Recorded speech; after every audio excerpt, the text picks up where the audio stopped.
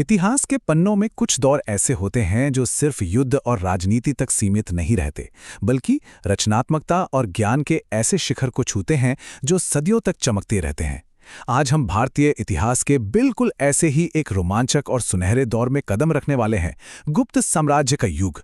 ये एक ऐसा समय था जब कला, वास्तुकला और विज्ञान में वो सब कुछ हो रहा था जिसे हम आज भी चमत्कार मानते हैं। तो चलिए सीधे इस ऐतिहासिक सफर पर चलते हैं और गहराई से समझते हैं कि आखिर इस काल को इतना महान क्यों माना जाता है। इस पूरी चर्चा का सुर तय करने के लिए महान कवि कालिदास के एक बहुत ही गहरे विचार पर गौर करते हैं।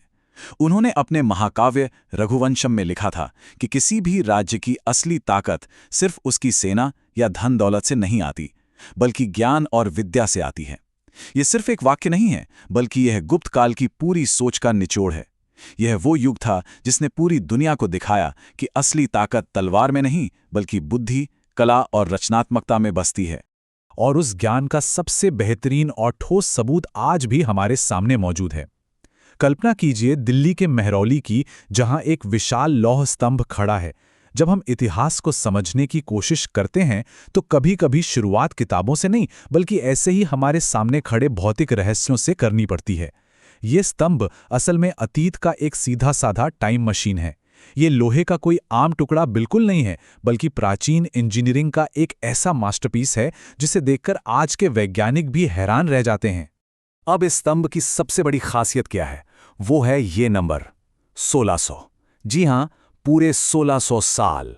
जरा सोचिए, एक साइकिल को अगर सिर्फ एक साल के लिए बारिश में बाहर छोड़ दिया जाए तो जंग लगकर उसका क्या हाल होगा। लेकिन 6 टन वजनी लोहे का ये विशाल ढांचा पिछले 1600 सालों से हर मौसम की मार झेलते हुए खुले आसमान के नीचे बिना किसी जंग के बिल्कुल वैसा ही सीना ताने खड़ा है। इतिहास का ये जीता जागता सबूत वाकई में अकल्पनीय है। आखिर ऐसा कैसे मुमकिन है? सदियों बाद जब आधुनिक विज्ञान ने इस रहस्य को खंगालना शुरू किया तो पता चला कि प्राचीन भारतीय धातु विज्ञान अपने समय से कितना आगे था। दरअसल इसे बनाने के लिए एक बेहद खास तरह के लोहे का इस्तेमाल किया गया था। जब ये लोहा हवा में मौजूद ऑक्सीजन से टकराता है तो इसकी सतह पर एक बहुत ही अनोखी और पतली सी परत बन जाती है, और बस यही वो जादुई सुरक्षा कवच है जो इसे आज तक जंग लगने से बचाता आ रहा है। ये उस दौर के विज्ञान का एक ऐसा नमूना है जो आज भी अचंभित कर देता है। तो अब ये सवाल उठना लाजमी है कि आखिर ये लोग थे कौन जो इतने कमाल की चीजें बना रहे थे? इसका जवाब जानने के लिए हमें 3री शताब्दी के भारतीय उपमहाद्वीप में चलना होगा, जब एक नए साम्राज्य की नींव रखी जा रही थी। उस समय अगर पूरे उपमहाद्वीप के नक्शे को देखा जाए तो कुषाण साम्राज्य के पतन के बाद सत्ता कई हिस्सों में बटी हुई थी। दक्षिण में पल्लवों का राज था, पूर्व यानी आज के असम की तरफ कामरूप साम्राज्य था, और मध्य भाग में वाकाटक। लेकिन इन सबके बीच उत्तरी हिस्से में एक नई ताकत तेजी से उभर रही थी, गुप्त साम्राज्य। और इनका मुख्य केंद्र बना पाटलिपुत्र, जिसे आज हम पटना के नाम से जानते हैं। यहीं से एक ऐसे युग की शुरुआत हुई जिसने इतिहास की धारा बदल दी। इतिहास पढ़ते हुए अक्सर राजा महाराजाओं के नाम बहुत उलझा देते हैं ना? तो आगे बढ़ने से पहले चलिए इस राजवंश के 3 सबसे बड़े चेहरों को आसानी से समझ लेते हैं। इस कहानी की शुरुआत होती है पहली पीढ़ी से, चंद्रगुप्त प्रथम, जिन्होंने बिखरे हुए राज्यों को समेटकर एक मजबूत संगठन बनाया। फिर आए उनके बेटे, दूसरी पीढ़ी के समुद्रगुप्त, जिन्होंने इस साम्राज्य को दूर दूर तक फैला दिया। और फिर तीसरी पीढ़ी में आते हैं चंद्रगुप्त द्वितीय। यहाँ एक बड़ी ही दिलचस्प भारतीय परंपरा देखने को मिलती है, जहाँ पोते का नाम अक्सर दादा के नाम पर रखा जाता था, इसीलिए ये चंद्रगुप्त द्वितीय कहलाए। इस सीधे से वंशावली ट्री को ध्यान में रखेंगे तो आगे की पूरी कहानी एकदम साफ रहेगी। तो शुरुआत करते हैं सबसे पहले चंद्रगुप्त से। ये वो शुरुआती दौर था जब सिर्फ लड़ाइयों से नहीं, बल्कि बहुत ही सूझबूझ और कूटनीति से साम्राज्य की नींव को मजबूत किया जा रहा था। इस दौर की असली कहानी वहां के सोने के सिक्कों में छिपी है। जरा इस सिक्के की शानदार कारीगरी पर गौर कीजिए। इसके एक तरफ राजा चंद्रगुप्त प्रथम के साथ उनकी रानी कुमार देवी भी खड़ी हैं। ये कोई छोटी बात नहीं थी। ये साफ तौर पर दिखाता है कि सत्ता में रानी की कितनी अहम भूमिका थी और उस समय रणनीतिक गठबंधनों का क्या महत्व था। वहीं सिक्के की दूसरी तरफ देवी लक्ष्मी की छवि है।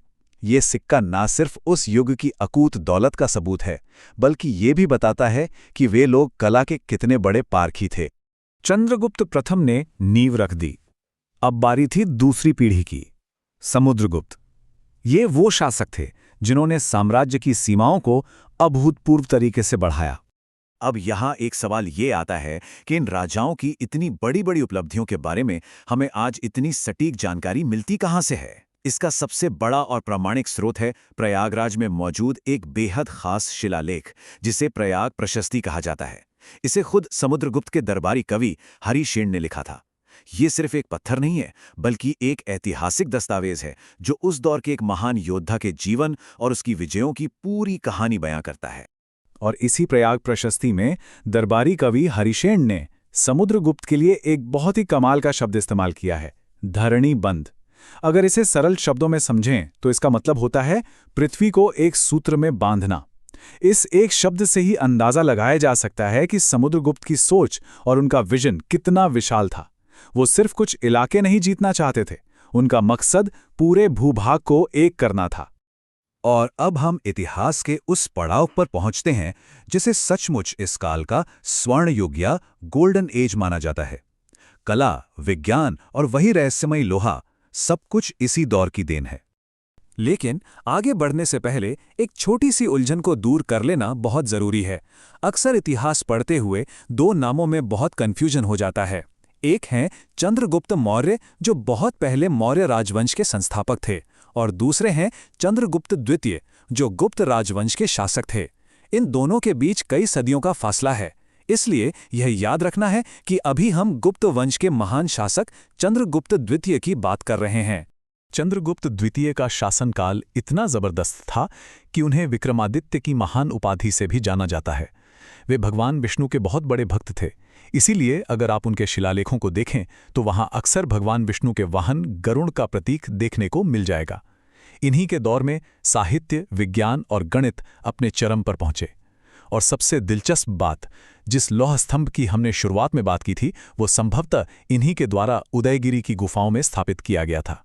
यह सब साबित करता है कि इनका राज्य सचमुच कालिदास के उस ज्ञान और विद्या वाले आदर्श पर पूरी तरह खरा उतरता था।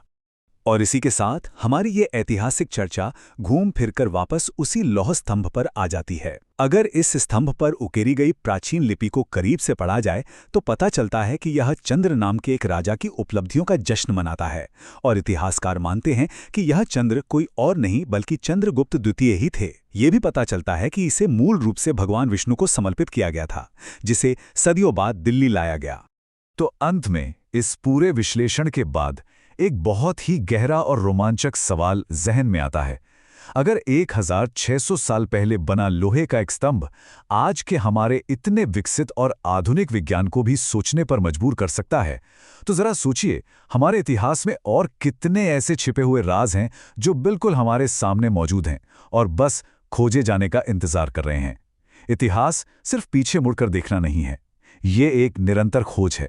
इस दिलचस्प सफर में साथ जुड़ने के लिए बहुत बहुत धन्यवाद।